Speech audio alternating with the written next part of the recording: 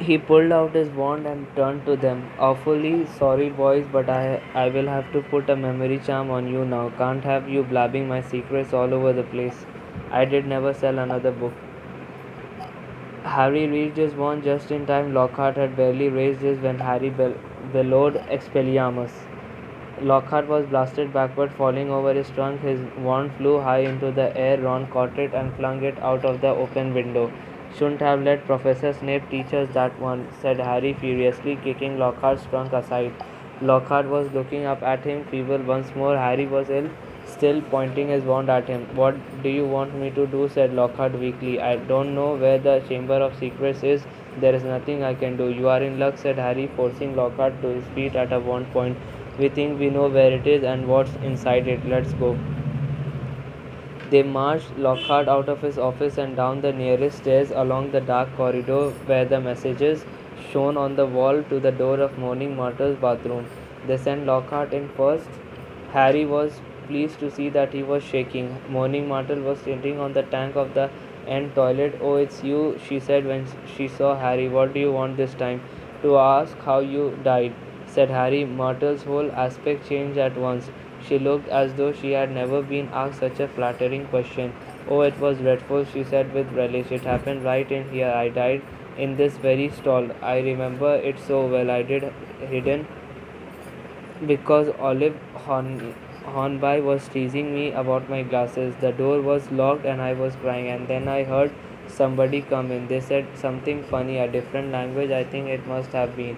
Anyway, what really got me was that it was a boy speaking, so I unlocked the door to tell him to go and use his own toilet, and then Myrtle swelled importantly, her face shining. I died. How?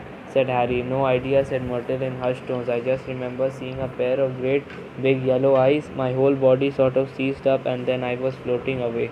She looked dreamily at Harry, and then I came back again. I was determined to haunt Olive Hornby. You see, oh, she was sorry she did ever laughed at my glasses.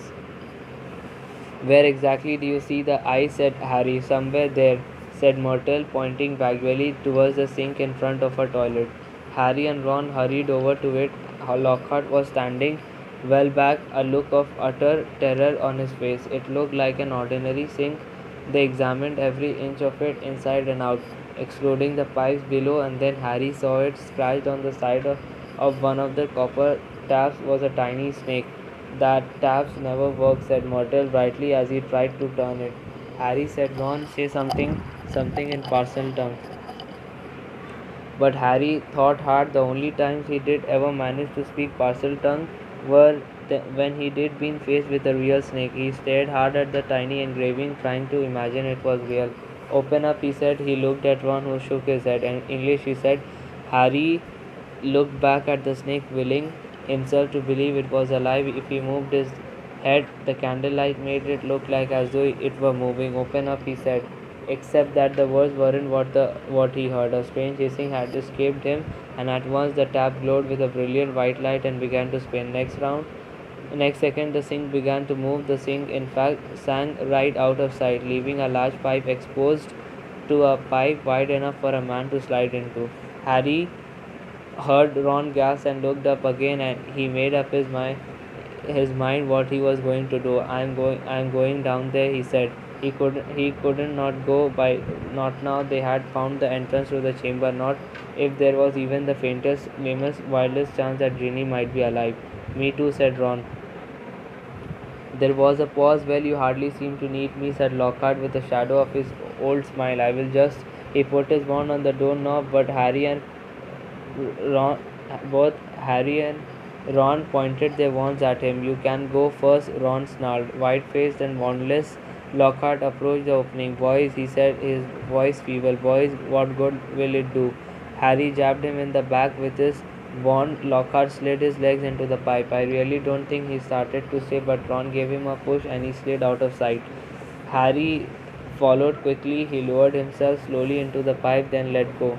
It was like rushing down an endless, slimy, dark slide. He could see more pipes branching off in all directions, but none as large as theirs, which twisted and turned, sloping steeply downward, and then he knew he was falling deeper below the school than even the dungeons. Behind him, the Behind him, he could hear Ron thudding slightly at the curves, and then, just as he had begun to worry about what would happen when he hit the ground, the pipe leveled out, and he shot out of the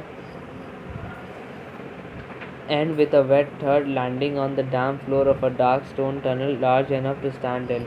Lockhart was getting to his feet a little ways away, covered in slime and white as a ghost. Harry stood aside as Ron came whizzing out of the pipe too. "We must be miles under the school," said Harry, his voice echoing in the black tunnel. "Under the lake, probably," said Ron, squinting around the dark, slimy walls. All three of them turned to stare into the darkness ahead.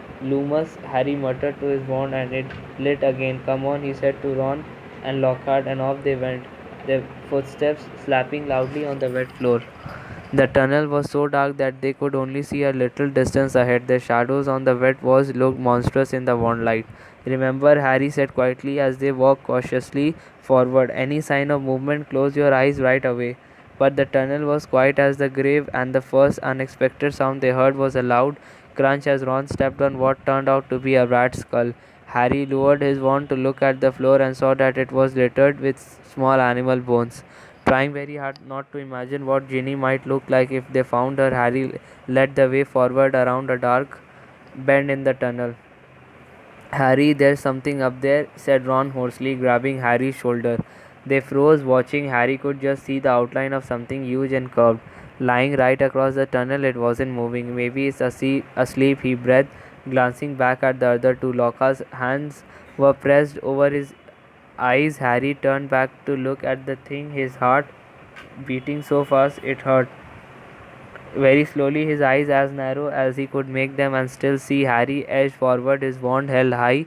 The light slid over a gigantic snake skin of a vivid poisonous green, lying curled and empty across the tunnel floor. The creature that had shed it must have been 20 feet long at least. "Blimey," said Ron weakly. There was a sudden movement behind them. Gilderoy Lockhart's knees had given way. "Get up," said Ron sharply, pointing his wand at Lockhart. Lockhart got to his feet, then he dived at Ron, knocking him to the ground. Harry jumped forward, but too late. Lockhart was straightening up, panting, Ron's wand in his hand and a gleaming smile back on his face. "The adventure ends here, boys," he said. "I shall take a bit of this skin back up to the school, tell them I was too late to save the girl, and that you two tragically lost your minds at the sight of a mangled body. Say goodbye to your memories." He raised Ron's tape wand high over his head and yelled, "Obliviate!" The wand exploded with the force of a small bomb. Harry flung his arms over his head and ran, slipping over the coils of snake skin out of the way of great chunks of tunnel ceiling that were thundering to the floor. Next moment, he was standing alone, gazing at a solid wall of broken rock. "Ron," he shouted. "Are you okay, Ron?" "I am here," came Ron's muffled voice from behind the rockfall. "I'm okay. This gets not, though." He got blasted by the wand.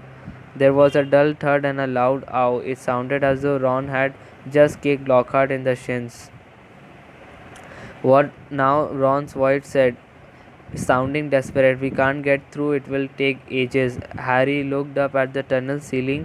Huge cracks had appeared in it. He had never tried to break apart anything as large as these rocks by magic, and now didn't seem a good moment to try. What if the whole tunnel caved in? There was another thud and another ow from behind the rocks. They were wasting time. Ginny had already been in the Chamber of Secrets for hours. Harry knew there was only one thing to do. "Wait there," he called to Ron. "Wait with Locke. I will go on. If I am not back in an hour." There was a very pregnant pause. "I will try and shift some of this rock," said Ron, who seemed to be trying to keep his voice steady, "so you can get back through." "And Harry, see you in a bit," said Harry, trying to inject some confidence into his shaking voice, and he set off alone past the giant snake skin.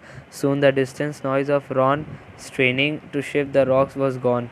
The tunnel turned and turned again. Every nerve in Harry's body was tingling unpleasantly. He wanted the tunnel to end, yet dreaded what he did find when it did. And then at last, as he crept around yet another bend, he saw a solid wall ahead on which two entwined serpents were carved, their eyes set with great glinting emeralds.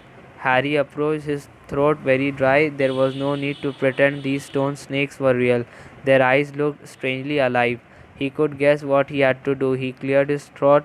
An emerald eye seemed to flicker. "Open," said Harry in a low, faint hiss. The serpents parted as the wall cracked open. The halves slid smoothly out of sight, and Harry, shaking from head to foot, walked inside.